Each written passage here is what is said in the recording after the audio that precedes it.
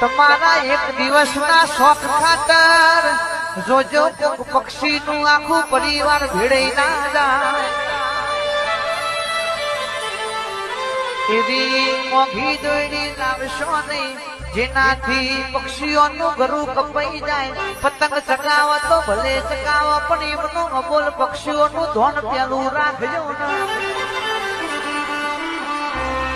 માના બાપ ઘેરથી મના બચ્ચો માટે ખાવાનું લેવા ઉડ્યો હશી અને પાછો ઘેર નહીં જોય તો એમનો છોકરો જેવો ને હાકો નાખશી.